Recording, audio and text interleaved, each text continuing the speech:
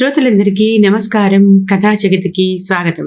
ఇప్పుడు శ్రీ బలభద్రబాదుని ఉదయశంకర్ గారు రచించిన ఆ రుణానుబంధం అనే హాస్య కథని మీకు వినిపించబోతున్నాను. ఈ కథ హాస్యానందం పత్రికలో ప్రచురించబడింది. మరి కథలోకి వెళదామా? అవధాని బ్యాంకు కట్టేసి ఇంటికి వెళదాం అనుకుంటున్న సమయంలో జోనల్ మేనేజర్ నుంచి ఫోన్ వచ్చింది. Mister Avadhani, your branch business is not growing. Last week ఒక్క కరెంట్ అకౌంట్ ఓపెన్ చేయలేదు, ఒక్క లోన్ ఇవ్వలేదు, డిపాజిట్లు చేయించలేదు. దిస్ ఈజ్ నాట్ యాక్సెప్టబుల్ అని దీనికి మీ సమాధానం ఏమిటి అన్నాడు జోనల్ మేనేజర్. అవధాని వినయంగా, సార్, ఈ ఏరియాలో జనాభాని మించి బ్యాంకులున్నాయి, అదీగాక మాకు స్టాఫ్ చాలా మంది లేరు అంటూ నసుగుతున్నాడు. జోనల్ మేనేజర్కి అసహనం ఎక్కువైంది. నాన్సెన్స్, ముంబైలో 1000 కోట్ల బ్రాంచ్కి 4 ఆఫీసర్లు ఉంటారు. మీ బిజినెస్ 150 కోట్లే, అయినా 2 ఉన్నారు. ఈ వారంలో కొత్త అకౌంట్లు ఓపెన్ చేసి ఎట్టి పరిస్థితుల్లోనూ లోన్లు ఇవ్వాల్సిందే, దట్స్ ఆల్ అని ఆజ్ఞాపించి ఫోన్ పెట్టేశాడు. అవధాని తల పట్టుకున్నాడు. అప్పుడే క్యాబిన్లోకి అడుగుపెట్టిన ఫీల్డ్ ఆఫీసర్ సుందరం మేనేజర్ ముఖంలో ఆందోళన చూసి, ఏమిటి సార్, మళ్ళీ జోనల్ ఆఫీస్ నుంచి ఫోనా అన్నాడు విషయం కొంత అర్థమై. అవధాని తల ఊపి, అవునయ్యా, మనం అర్జెంటుగా కొన్ని అకౌంట్లన్నా ఓపెన్ చేయకపోతే మనల్ని బతకనిచ్చేటట్లు లేరు అన్నాడు విచారంగా. సుందరం సానుభూతిగా చూస్తూ, ఈ కాలనీలో అందరూ మన ఖాతాదారులే కదా సార్, నెల రోజుల క్రితమే కదా స్పెషల్ క్యాంపెయిన్ పెట్టి 500 కొత్త ఖాతాలు తెరిచాము. ఇంకా అకౌంట్లు ఎక్కడి నుంచి వస్తాయి సార్, బ్యాంకులేమో సందుకు 10 ఉన్నాయి అన్నాడు. అవధాని లేచి నుంచుని, అయినా తప్పదయ్యా, పద రోడ్డున పడదాం అన్నాడు. సుందరం చేతులు జోడించి, సార్, ఈసారికి నన్ను వదిలేయండి, ఈ సాయంత్రం నేను పెళ్లి చూపులకు వెళ్ళాలి అన్నాడు. అవధాని నవ్వుతూ, ఈ పాటికి పెళ్లి చూపుల్లో సెంచరీ కొట్టి ఉంటావు, ఇంకా ఎందుకయ్యా తాపత్రయం, ఇదైనా కుదురుతుందనే ఆశ ఉందా అన్నాడు. సుందరం నుదుటి మీద చేత్తో కొట్టుకొని, కర్మ కాలి బ్యాంకులో చేరాను సార్, బ్యాంకు ఉద్యోగం అంటే ఏ ఆడపిల్ల ఒప్పుకోవటం లేదు, అందరూ సాఫ్ట్వేరే కావాలంటున్నారు. పోనీ ఇప్పుడు ఇంకో ఉద్యోగం చూసుకుందామంటే ఏజ్ కూడా బారైపోయింది అన్నాడు. అవధాని అతన్ని చిరాగ్గా చూస్తూ, ఎందుకయ్యా పెళ్ళి అని గగ్గోలు పెడతావు, రోజుకు 12 గంటలు బ్యాంకులోనే పడేడుస్తాంగా, పెళ్లి చేసుకుని ఓ ఆడపిల్ల గొంతు కోయటం ఎందుకు చెప్పు అన్నాడు. సుందరం ముఖం చిట్లించి, మరి మీరెందుకు చేసుకున్నారు అన్నాడు మొహమాటం లేకుండా. అవధాని చెంపలేసుకుంటూ, బుద్ధి తక్కువై చేసుకున్నందుకు అనుభవిస్తున్నా కదా నాయనా, నేను పిల్లలు కావాలో బ్యాంకు కావాలో తేల్చుకోమని మా ఆవిడ ఇప్పటికి 3 సార్లు విడాకుల నోటీస్ ఇచ్చింది, నా బాధ ఎవరికి చెప్పుకోను అని ఆక్రోశించాడు. అంతలోనూ నవ్వి అయోమయంగా చూస్తున్న సుందరం భుజం మీద చెయ్యి వేసి, హాయిగా బ్యాంకులో పనిచేసే అమ్మాయిని చేసుకో, కాపురంలో కలతలు రావు అంటూ అతన్ని తనతో లాక్కుపోయాడు. ఇద్దరూ కలిసి బిజినెస్ కోసం గడప గడపకు తిరిగి భిక్షాటన మొదలుపెట్టారు. ఒక షాపులో వీళ్ళని దూరం నుంచి చూసి, ఇప్పుడే లైట్లు వేశాం, చందాల కోసమైతే రేపు రండి అన్నాడు దుకాణదారు. దగ్గరికెళ్ళి వచ్చిన పని చెబితే, అయ్యో అలాగా, అయినా మాకు 3 బ్యాంకుల్లో ఖాతాలు ఉన్నాయండి అన్నాడు. మరొక చోట చేదు అనుభవం ఎదురైంది. ఎందుకు ఓపెన్ చేయాలి మా అకౌంట్లు, మా సొమ్మంతా పట్టుకెళ్ళి లిక్కర్ కంపెనీలకి ధారాదత్తం చేయటానికా, చాలేవయ్యా, పెద్ద మార్కెటింగ్ చేయడానికి వచ్చారు అన్నాడు ఒక ఆయన హేళనగా. మరొక చోట వాళ్ళ ప్రయత్నం ఫలించినట్లే ఫలించి అంతలోనే జారిపోయింది. మా ఇంటిల్లిపాది ఖాతాలు తెరుస్తాం, బ్యాలెన్స్ కూడా లక్షల్లోనే ఉంచుతాం, కానీ ఆధార్లు ప్యాన్లు అడగకూడదు, మేము ఎప్పుడు పడితే అప్పుడు అంతా అడిగితే క్యాష్ ఇవ్వాలి అన్నాడు ఓ పాన్ బ్రోకర్. సుందరానికి ఓపిక నశించి, సార్, ఇక నా వల్ల కాదు, ఈ అవమానాలు చీత్కారాలు నేను భరించలేను అన్నాడు. అవధాని సముదాయించాడు. ఇంత మాత్రానికే కృంగిపోకూడదయ్యా, అయినా నీకు ఇంకా పెళ్లి కాలేదుగా, అందుకే కాస్త ఆత్మాభిమానం ఎక్కువ ఉన్నట్టుంది, మెల్లిగా అలవాటు పడతావులే అన్నాడు. పెళ్లి మాట ఎత్తగానే సుందరానికి ఆక్రోశం ఎక్కువయ్యి, మాటి మాటికి పెళ్లి కాలేదని గుర్తు చేయకండి సార్, వేరే ఉద్యోగం చేస్తూ ఉంటే ఈ పాటికి 2 పిల్లల తండ్రినయ్యేవాణ్ణి అన్నాడు. అవధాని అతని వీపు మీద గట్టిగా జరిచి, మన పంట పండిందయ్యా, అదిగో అక్కడ ఒక బ్యూటీ పార్లర్ కొత్తగా పెట్టినట్లున్నారు, వెళదాం పదా అని సంతోషంగా అరిచాడు. సుందరం వీపు తడుముకుంటూ అవధానిని అనుసరించాడు. బ్యూటీ పార్లర్ లోపలికి అడుగు పెట్టగానే ఫోన్లో ఏదో నొక్కుకుంటూ కూర్చున్న ఒక యువతి కనపడింది. అక్కడ ఇంకెవ్వరూ లేరు. హఠాత్తుగా ఊడిపడ్డ అవధానిని, సుందరాన్ని చూసి కంగారుగా లేచి, ఏ ఎవరు మీరు?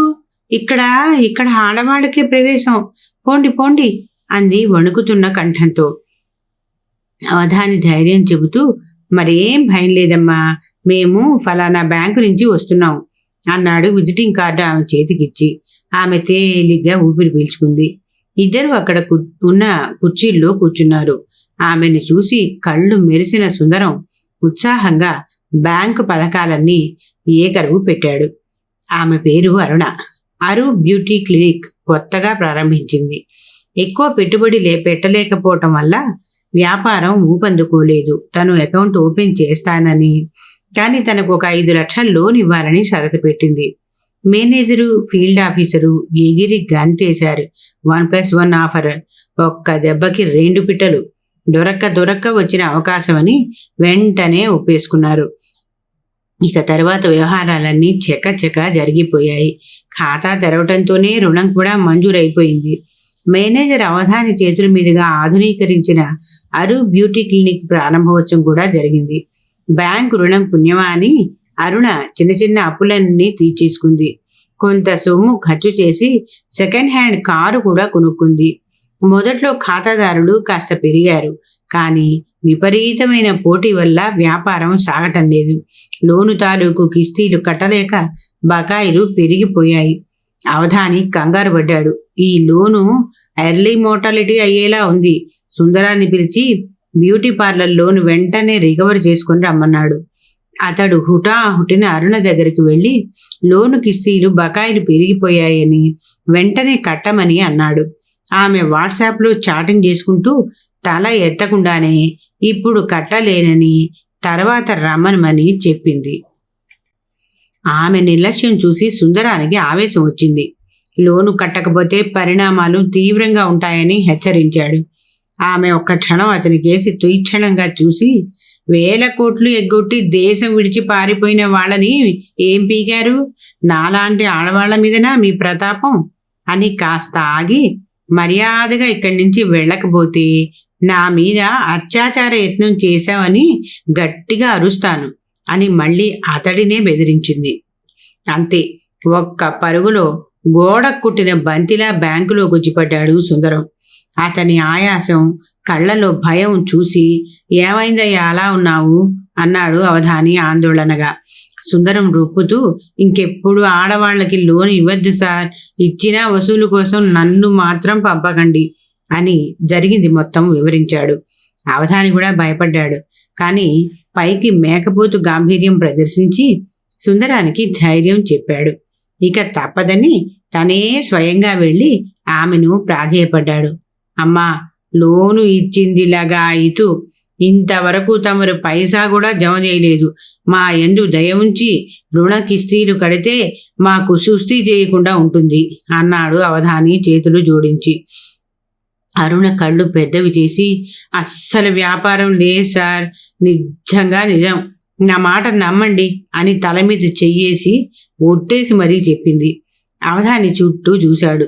అక్కడ ఉన్న వస్తువులన్నీ దుమ్ము గుట్టుకొని ఉన్నాయి. ఆమె చెప్పింది నిజమేనేమో, అయినా శంక తీరలేదు. ఈసారి అరుణే పరిష్కారం చెప్పింది. పోనీ ఓ సహాయం చేసి పెట్టండి సార్, నారు పోసిన వాడే నీరు పోస్తాడు అంటారు. లోను ఇచ్చిన మీరే నాకు క్లయింట్లను కూడా చూపిస్తే నెల తప్పకుండా కట్టుకుంటాను అంది. ఆమె మాటలకు మొదట బిత్తరపోయినా తర్వాత అర్థమయ్యి తమాయించుకున్నాడు. చూడమ్మా, మాకు చేతనైన సాయం చేస్తాం.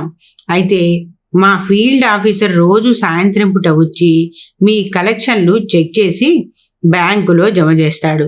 అసలే ఇది బ్యూటీ క్లినిక్ కదా, కాస్త శుభ్రంగా ఉంచుకో, బిజినెస్ అదే వస్తుంది అని పైన బ్యూటీ లోపల నాస్టీ అని మనసులో తిట్టుకున్నాడు.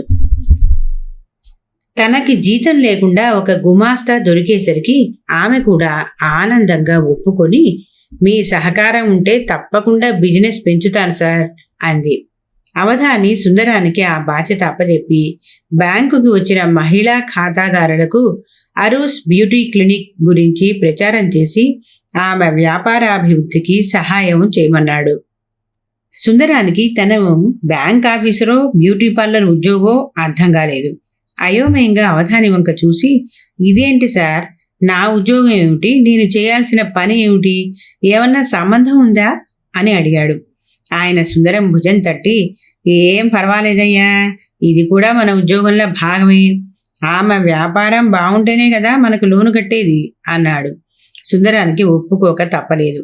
లేకపోతే ప్రాసెస్ చేసిన ఆఫీసర్గా ఈ మొండిబాకాయికి తాను బాధ్యత వహించాలి. బ్యాంకుకు వచ్చే మహిళా ఖాతాదారులను అక్క, చెల్లి, అమ్మ, ఆంటీ అంటూ వరసలు కలిపి తన వాక్ చాతుర్యంతో ఆకట్టుకుంటూ వాళ్ళని మెల్లగా అరూస్ క్లినిక్కి వెళ్ళి అందానికి మెరుగులు దిద్దుకోమని ఉచిత సలహాలు ఇవ్వటం ప్రారంభించాడు సుందరం. ఈ పబ్లిసిటీ చూసి కొంతమంది నిర్మోహమాటంగా, ఏమయ్యా నీకేమైనా కమిషన్ గిడుతుందా, అంత ఇదిగా ప్రచారం చేస్తున్నావు అన్నా కూడా అతడు పట్టించుకోలేదు. ఇక సాయంత్రం బ్యాంక్ అవగానే 2-3 గంటలు బ్యూటీ క్లినిక్లోనే గడుపుతూ అక్కడ లెక్క డొక్కా చూస్తున్నాడు. అంతేకాదు, అరుణకు బ్యూటీ పార్లర్కు అవసరమైన సామాగ్రిని తన బైక్ మీద వెళ్ళి తెచ్చిస్తున్నాడు. లేకపోతే వ్యాపారం మందగించి బ్యాంకు లోను మొండి బకాయిగా మారుతుందని అవధాని హెచ్చరించాడు. అరుణ ఆనందానికి అవధులు లేవు. తన వ్యాపారాభివృద్ధికి కారణమైన తన ఉచిత ఉద్యోగి సుందరాన్ని ఎన్నో విధాలుగా కొనియాడింది. అది అతనికి మరింత ఉత్సాహాన్ని ఇచ్చింది. క్రమంగా ఇద్దరి మధ్య అనుబంధం పెరిగింది. అది ప్రేమగా మారటానికి ఎక్కువ రోజులు పట్టలేదు. మొదట్లో లోను వసూలు చేయమంటే మొరాయించిన సుందరం ఈ మధ్య సాయంత్రం 5 గంటలైన వెంటనే బ్యాంకు పనంతా వదిలేసి పార్లర్కి పరిగెత్తడం అవధాని గమనించాడు. చూసి ఉండబట్టలేక ఒక రోజు అడిగేశాడు, ఏమయ్యా అంత హడావుడిగా వెళుతున్నావు, బ్యాంకు ఉద్యోగం కన్నా బ్యూటీ పార్లర్ ఉద్యోగమే బాగుందా అన్నాడు కన్ను గీటుతూ. సుందరం ముసిమిసిగా నవ్వుతూ, ఊరుకోండి సార్, ఏదైనా ఉద్యోగమే కదా, అయినా అది కూడా బ్యాంకు కోసమే అని మీరే చెప్పారుగా అన్నాడు గడుసుగా. సరిగ్గా అప్పుడే అవధానిలోని బాస్ నిద్రలేచి, సరే గాని ఈ వారం బిజినెస్ ఫిగర్స్ జోనల్ ఆఫీస్కి మెయిల్ చేయాలి, అది పూర్తి చేసి వెళ్ళు, చాలా అర్జెంటు అన్నాడు. సుందరం తిట్టుకుంటూ పని పూర్తి చేసి వెళ్ళేసరికి ఆలస్యం అయిందని అరుణ రుసరుసలాడుతోంది. ఆమెను ప్రసన్నం చేసుకునేసరికి తల ప్రాణం తోకకొచ్చింది.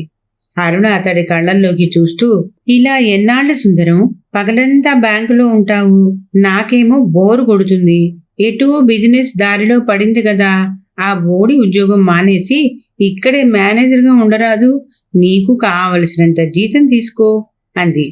సుందరానికి ఈ సలహా నచ్చింది.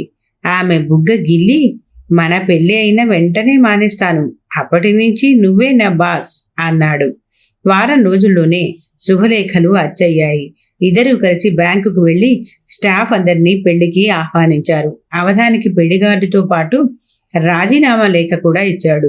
ఈ హఠాత్ పరిణామానికి అవధాని కంగు తిని, ఇది నీకు భావ్యం కాదయ్యా సుందరం, అసలే స్టాఫ్ తక్కువగా ఉన్నారు, నన్ను నటేట ముంచకు, రాజీనామా వెనక్కి తీసుకో, నీకు త్వరలోనే ప్రమోషన్ కూడా వస్తుంది అన్నాడు. సుందరం ఆయనకి దండం పెట్టి, బ్యాంకుకు ఉద్యోగిగా ఉన్ననాళ్ళు నాకెవరూ పిల్లనివ్వలేదు, ఏదో నా దశ తిరిగి బ్యాంకు ఉద్యోగం మానేసి తన దగ్గర ఉద్యోగం చేసే షరతు మీద అరుణ ఈ పెళ్లికి ఒప్పుకుంది, నన్ను వదిలేయండి సార్, మీకు పుణ్యం ఉంటుంది అన్నాడు. అవధాని వంకరగా నవ్వుతూ, సరే గాని 3 నెలల నోటీసు పీరియడ్ ఉందిగా, నువ్వెక్కడికి పోతావు అన్నాడు. అరుణ నవ్వుతూ, ఎందుకు సార్, 3 నెలల జీతం బ్యాంకు కట్టేస్తున్నాగా అని సుందరం చెయ్యి పట్టుకుని తనతో తీసుకెళ్ళింది. అవధాని గట్టిగా నిట్టూర్చి, ఇది రుణానుబంధం కాదు దేవుడోయ్, ఆ రుణానుబంధం అంటూ తల పట్టుకున్నాడు. కథ సమాప్తం. ఈ కథ మీకు నచ్చినట్లయితే లైక్ చేయండి, షేర్ చేయండి, కామెంట్ చేయండి. అలాగే తప్పకుండా సబ్స్క్రైబ్ చేస్తారు కదూ. మరి ఉంటానండి, మీ భాగవతుల పద్మ.